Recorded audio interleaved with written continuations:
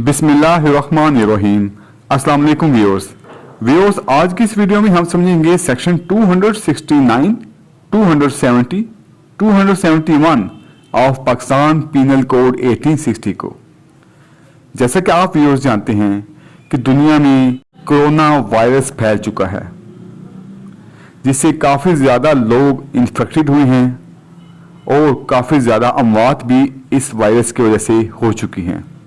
ये जो सेक्शंस हैं, सेक्शन 269 से लेकर सेक्शन 271 तक, इनके तहत काफ़ी ज़्यादा अफराद के खिलाफ मुकदमा दर्ज हुए हैं।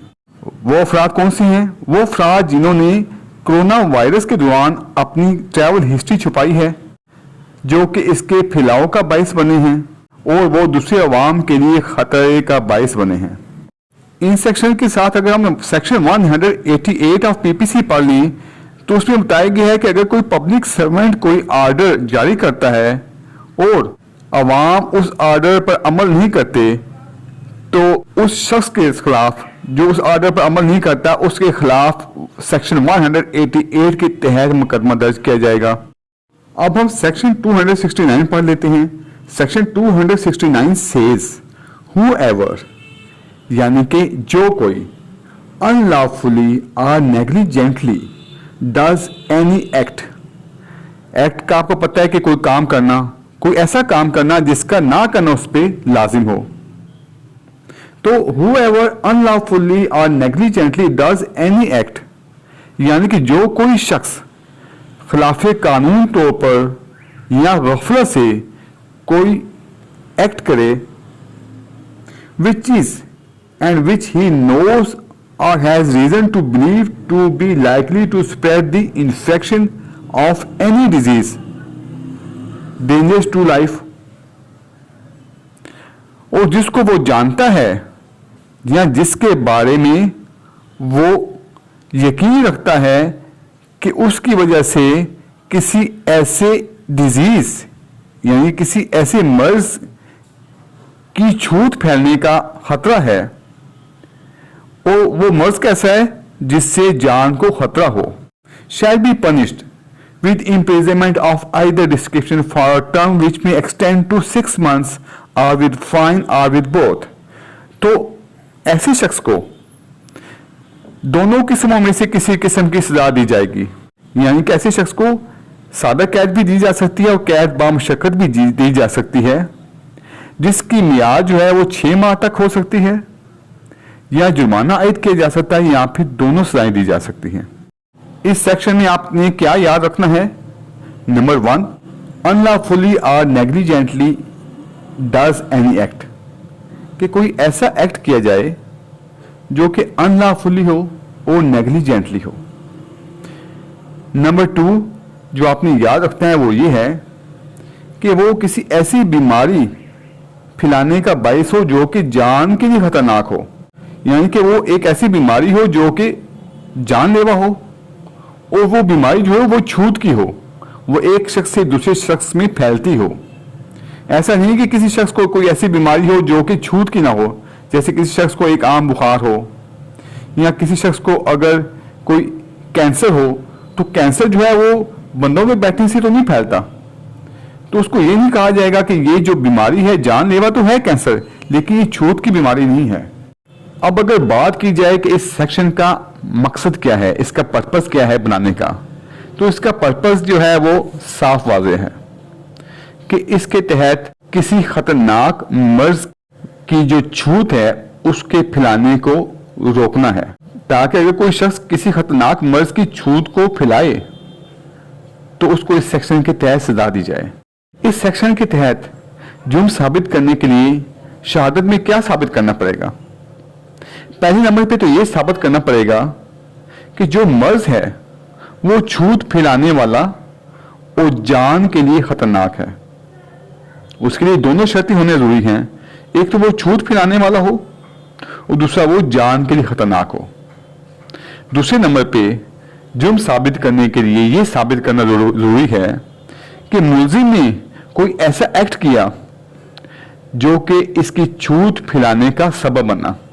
तीसरे नंबर पे यह साबित करना जरूरी है कि मुलजिम का जो ऐसा एक्ट होगा वो नाजायज होगा और वो गफलत पर मुबनी होगा। अगर मुल्जिम का ऐसा एक्ट गफलत पर मुबनी ना हो या इलीगल ना हो तो ऐसी सूरत में उसको इस सेक्शन के तहत सजा नहीं दी जाएगी। चौथे नंबर पे यह साबित करना जरूरी है कि मुल्जिम के नॉलेज में था या उसको रीजन टू बिलीव थी कि इसका जो ऐसा एक्ट है वो ऐसी बीमारी की छूट फैलाने का सबब हो सकता है। अगर ज़ाब्ते की बात की जाए तो इस सेक्शन के तहत जो जुर्म होगा वो काबिले दस्त अंदाजी होगा, काबिले जमानत होगा, लेकिन नाकाबिले राजीनामा होगा। इस जुर्म में राजीनामा नहीं हो सकता। और इसके अलावा इस सेक्शन के तहत जो कार्रवाई है वो मजिस्ट्रेट दर्जा अव्वल कर सकता है या मजिस्ट्रेट दर्जा दोम कर सकता है। और इसकी जो समाअत होगी वो सरसरी समाअत होगी। इसके बाद है सेक्शन 270। मैं आपको बताते चलूं कि सेक्शन 270 और सेक्शन 269 तकरीबन एक जैसे ही हैं, लेकिन जो सेक्शन 270 है ये सेक्शन 269 की संगीन तरीन सूरत हाल है, क्योंकि सेक्शन 269 में जो दर्ज किया गया है वो है जुर्म जो है वो गफलत के तहत किया जाता है, जबकि सेक्शन 270 में जो जुर्म है वो किन्ना परवरी के तहत किया जाता है, जानबूझकर किया जाता है। Section 270 says whoever malignantly does any act which is and which he knows or has reason to believe to be likely to spread the infection of any disease dangerous to life shall be punished with imprisonment of either description for a term which may extend to 2 years or with fine or with both। यानी कि जो कोई कीना परवरी के तहत जानबूझकर ऐसा act करता है जो ऐसा है और जिसको वो जानता है या जिसके बारे में वो रीजन टू बिलीव रखता है, वो ये बावर करने की वजह रखता है कि इससे किसी ऐसे मर्ज की छूट फैलने का खदशा है जिससे जान को खतरा हो, तो ऐसी सूरत में ऐसे शख्स को जो सजा दी जाएगी वो कैद बा मुशक्कत दी जा सकती है या सिंपल कैद दी जा सकती है, जिसकी जो मियाद है वो 2 साल तक हो सकती है, या जुर्माना आयद किया जाएगा या फिर दोनों सजाएं दी जाएंगी। ये जो सेक्शन है ये काबिले दस्त अंदाजी है, काबिले जमानत है, लेकिन ये नाकाबिले राजीनामा है, और इसकी जो समाअत है वो मजिस्ट्रेट दर्जा अव्वल भी कर सकता है और मजिस्ट्रेट दर्जा दोयम भी कर सकता है। इसके बाद है सेक्शन 271। देखें, जब का कोरोना वायरस आया है तो जिन लोगों को इन सेक्शंस का नहीं पता उनको समझाने में बड़ी आसानी हो गई है, या जिन लोगों ने ये सेक्शन पहले नहीं पढ़ा था अगर वो ये सेक्शन अब पढ़ रहे हैं तो उनको समझने में इंतहाई आसानी हो गई है। अब 271 में लफ्ज इस्तेमाल हुआ है क्वारंटाइन। अब क्वारंटाइन से हर बंदा वाकिफ हो चुका है, जिसको उर्दू में करंटीना कहा जाता है। इसमें बताया गया है कि जो कोई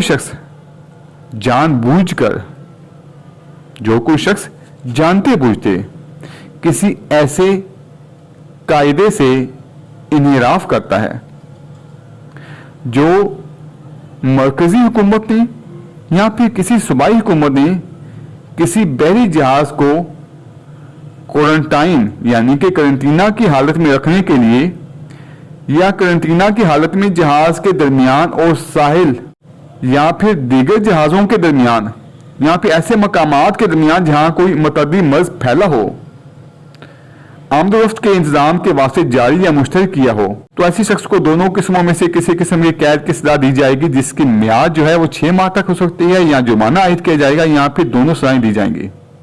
इस सेक्शन का मकसद ये है कि वबाई इमराज को फैलने से रोका जाए। अब करंटीना क्या होता है, क्वारंटाइन क्या होता है?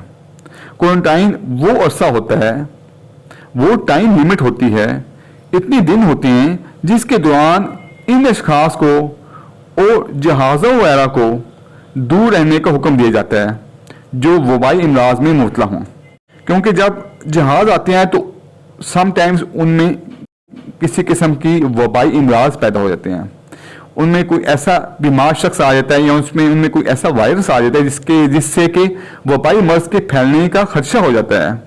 तो ऐसी सूरत में सूबाई हुकूमत या वफाकी हुकूमत हुक्म जारी करती है कि इतने दिनों के लिए इन जहाज़ों के पास न जाया जाए या इन जहाज़ों के दरमियान इतना अरसा फासला रखा जाए ताकि इस जहाज से उस जहाज के दरमियान कोई ना जा सके।